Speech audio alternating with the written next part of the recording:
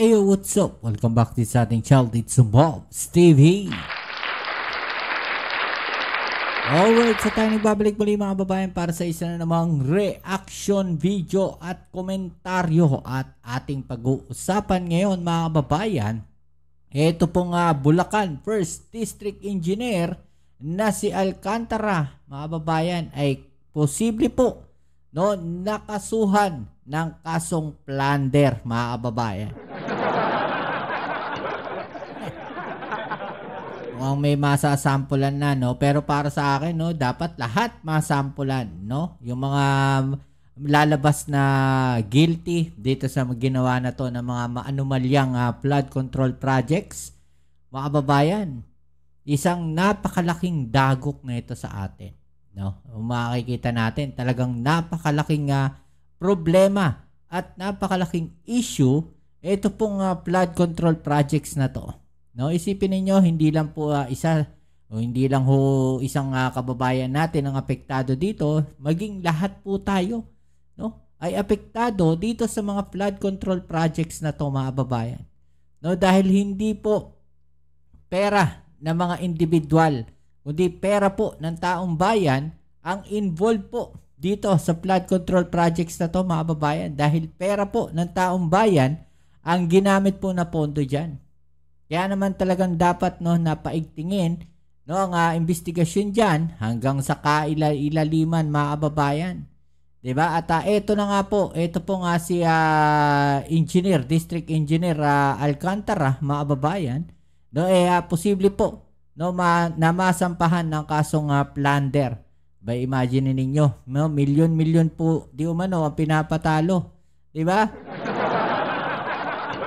Okay, pero syempre bago ang lahat, please don't forget to subscribe, like, share, at comment dyan sa comment section at pa-click na rin po ang notification bell para ma-update kayo sa mga latest video uploads natin. Nakakatawa lang yung mga nangyayari ngayon sa ating bansa mga babayan dahil kung makikita natin, napakalawak ng korupsyon mga babayan na nangyayari dito sa ating bansa at ang nakakatawa po dyan, tila sanay na tayo, nagbubulag-bulagan na tayo. Pero hindi dapat, mga babayan, hindi tayo dapat magbulag-bulagan sa ganito ng mga pangyayari sa atin. Okay, so eto na, panoorin natin na itong balita na to mga babayan, right? Posibleng maharap sa reklamong plunder ang DPWH engineer na nagpatupad ng ilang flood control project kabilang ang isang sinita ng Pangulo. Dahil ghost project umano. Balikan natin ang pag-angat sa kagawaran ni Engineer Henry Alcantara hanggang maging pinuno ng implementing office nito na may pinakamalaking project cost. Nakatutok si Tina Panganiban Perez. Bago pa pumutok ang issue ng flood control projects, nakapanayam ng GMA Integrated News si dating District Engineer Henry Alcantara ukol sa problema ng mga lubak-lubak na kalsada noong 2022. District Engineer pa siya noon ng 1st Engineering District Office ng Bulacan. Actually, most of the national roads po namin, ang Manila North Road, ay talaga naman pong medyo heavily damaged na po yan because of the overloaded trucks na dumadaan sa amin. 3 taon makalipas. Actually, ito yung sinasabi, tinatawag, na mga bumabiyahe po dyan. Na, hindi na nga Bulacan ang tawag dyan, mga babayan, Lubakan na po. Lubakan. Kaya talagang pagdating sa area po na yan ng Bulacan o sa area probinsya po ng Bulacan, mga babayan, talagang bumabagal po ang mga biyahe, especially yung mga papasok po ng Nueva Ecija, mga babayan. Bumabagal ang mga biyahe dyan dahil nga po doon sa mga sira-sirang kalsada na yan. Taon, mga babayan, ang tinitiis dyan. Taon na po yan. Yung problema na yan sa Bulacan. Diba? Yung mga lubakan na yan sa Bulacan. Sino nakaka-relate? Si Alcantara, ginigisa ngayon sa kaugnayan niya sa ilang ghost flood control projects sa Bulacan. Nabunyag pati ang pagkakasino niya at paggamit ng alias para makapagsugal. Sa pagtatanong ng House Infrastructure Committee kahapon, inusisa si Alcantara sa kanyang naging karera sa DPWH. Kwento ni Alcantara, natubong Bukawe, Bulacan, engineering graduate siya mula sa University of Santo Tomas. Nagsimula raw siya sa DPWH noong 1994. Ano pong unang posisyon na hinawakan po ninyo? I was nagsimula po ako job order. Ang item ko po ay laborer 1. Naging laborer 2, naging engineer 1 every 6 months po because I was a casual employee at that time. Taong 2019, naging district engineer siya ng 1st Engineering District ng Bulacan. Sino ang nag-assign sa iyo to be a district engineer? The former Secretary Mark Villar, Your Honor. Secretary Mark Villar. Yes, Your Honor. Ano pong ibig sabihin nun? Malakas ka ba kay Secretary Mark Villar o ikaw lamang ay tamang tao na ilagay dyan? Nag-apply lang po ako, Your Honor. Bago siya na-relieve, na-promote pa si Alcantara bilang officer in charge ng Office of the Assistant Regional Director ng DPWH Region 4A nitong Hunyo. Bilang pinuno ng Bulacan 1st District Engineering Office, hawak ni Alcantara noon ang 13 LGU sa Bulacan, kabilang ang mga bahaing bayan ng Hagonoy, Baliwag, Kalumpit at Malolos. Ang kanyang District Engineering Office ang may pinakamalaking project cost sa lahat ng implementing office ng DPWH. Merong 450 flood control projects. Ang total cost ay 28.9 billion base sa datos sa sumbong sa Pangulo website mula 2022 hanggang 2025 noong panahon ni Alcantara. Sa ilalim ni Alcantara, pinatupad ang Reinforced Concrete River Wall Project sa Barangay Piel, Baliwag, Bulacan na inaward sa Sims Construction Trading. Ito yung proyektong nabuking ni Pangulong Marcos na isa palang ghost project. I'm getting very angry.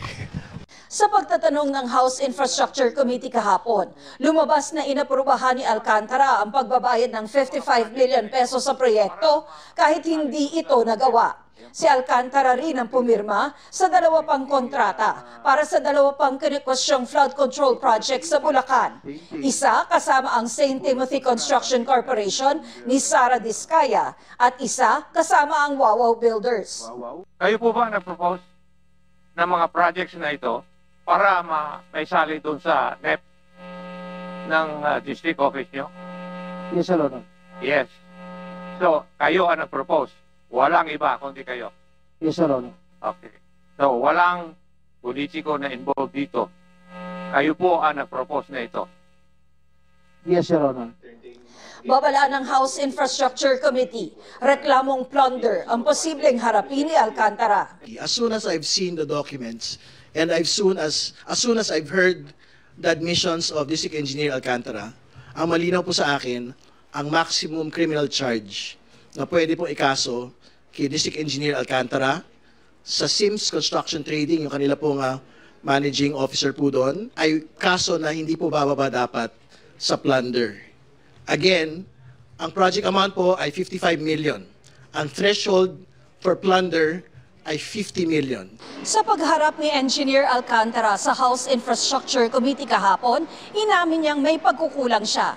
Pero hindi ito ubra sa Infracom dahil malaki raw ang papel ni Alcantara sa mga umunoy ghost at substandard flood control projects.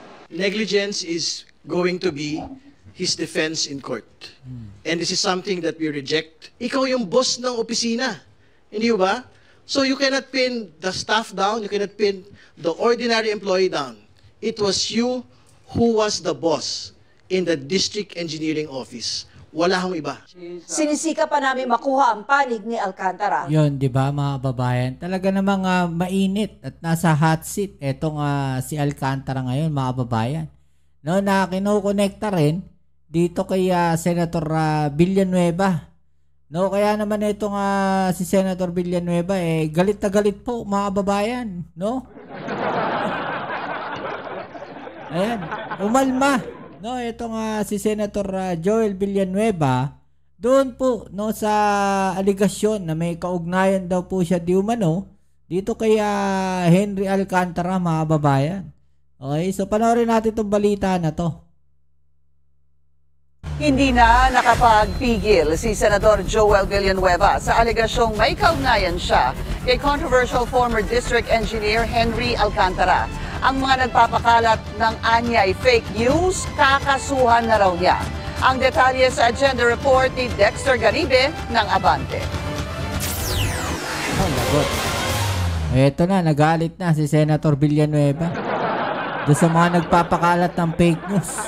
No, na di umano, no, may kaugnayan siya, no, o connection dito kay Henry Alcantara, especially dito po sa mga flood control projects, no, at eto, magkakaso na po si Senator Joel Villanueva, mga babayan. Bakit ako? Bakit ganun? Bakit sa akin tinuturo? Hindi ba napakaklaro dahil tatamaan na sila ngayon? Umalma si Senador Joel Villanueva sa umano'y pag-single out sa kanya at pilit na pag-uugnay sa kanya sa pinaka-kontrobersyal na opisyal ng DPWH ngayon na si Engineer Henry Alcantara, na dating district engineer ng Bulacan. At iniuugnay sa kanya ang issue ng mga maanumalyang flood control project sa lalawigan. Kasunod ito ng mga kumalat sa social media na larawan at video na kasama niya si Engineer Alcantara. Na nitong Martes lang ay inamin sa pagdinig ng Kamara na pumirma siya sa isang proyekto na kalaunan ay napatunayang ghost flood control project sa Bulacan. At umamin sa Senado na siya ay nagkakasino. Thank you. Sir, wala kayong transaction with Never. Wala kayong transaction? Ang transaction is, what is transaction? And again, this is, unfortunately, no, this will again be used by fake news peddlers, no. Ano ba yung transaction? District engineer siya. Lahat ng senador, lahat ng sekretary na pumunta sa presidente ng Pilipinas nandun, nakakasama siya. So, yun ba is an evidence na sangkot? Bakit si Joel lang yung tinuturo? Bibigyan ko kayong lahat ng picture nilang lahat. Bibigyan ko kayong lahat ng video nilang lahat. Ang tanging nag-uugnay lang anya sa kanila ni Alcantara ay magkababayan sila, parehong mula sa Bukawi, Bulacan. Pero sa nakalipas na 3 taon na niyang pagpuna sa mga pagbaha sa Bulacan, aminado si Villanueva na hindi niya personal na nakompronta si Alcantara. Na-confront niyo ba si Alcantara sa last 3 years na pagbabaha na pinupuntahan niyo? Nandito siya. I mean, nandito siya nung hearings. Nandito rin kayo lahat. Duda ni Villanueva, ang mga nasa likod ng mga maanumalyang flood control project sa Bulacan ang silang nagpapakalat ng mga video at larawan nila ni Alcantara at pilit siyang iniuugnay sa anomalya. Yung mga nag-spread ng fake news, nag-usap na kami ng mga lawyers namin. Itong spreading of lies, it's too much. It's too much, and if not ridiculous and preposterous. So we will also file cases against them. Dismayadoan niya siya sa mga opisyal ng DPWH sa Bulacan na kanyang mga kababayan, kabilang na si Alcantara. Pero pinuri naman niya na kahit papano ay naging honest si Alcantara sa mga pagdinig, maging sa puntong pag-amin na nagkakasino siya, na kapag napatunayan sa korte, maaring humantong sa pagkakatanggal sa trabaho at hindi na makakahawak pa ng anumang posisyon sa gobyerno. Okay, so yan mga kababayan, no? Anong masasabi niyo dyan? No? Talaga nagagalit na ito si Senator Joel Villanueva. Komento nyo na lang po sa ibaba yung mga opinion at atin yung pag-usapan. Alright? So yan muli, maraming salamat sa lahat ng mga patuloy na kasuporta dito sa ating channel. Kita-its tayo sa ating next video upload. Dito muli ang yung Kuya Mobs, it's Mobs TV. Peace. I'm out.